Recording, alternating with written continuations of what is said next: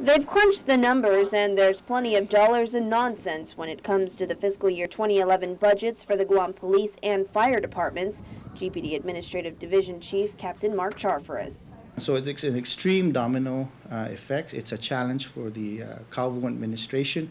However, that's the reality of the Guam Police Department. Is that you're right? We're looking at least $10 million, and that's a conservative figure. We've already been operating short-handed, short equipment, manpower. However, we're going to continue to find ways to streamline things.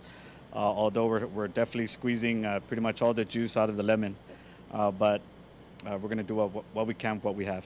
The Guam Police Department is currently tracking a $10 million shortfall for salaries, overtime, and rental of office space that will be necessary before the end of this fiscal year. Rather than give the police department the resources it needs to meet these challenges, we're consistently being reduced. So we're getting hit all over. The situation is the same for the Guam Fire Department, that's projecting an $8.2 million shortfall for salaries, OT, equipment, supplies, and logistics. We've already submitted our request for supplemental budgets.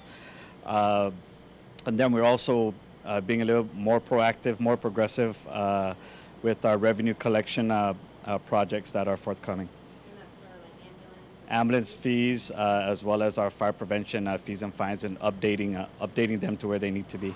Both departments say the worst-case scenario would be no supplemental funding, which will ultimately impact services firefighters and police officers provide to the public. Yes, it is a challenge, but it's a challenge that we have grown accustomed to, and we'll continue to perform every day as we can. In the end, if the Guam Police Department is not provided the resources it needs to provide such services, then what we're going to be seeing in the future is longer waits for police services. We're going to be waiting for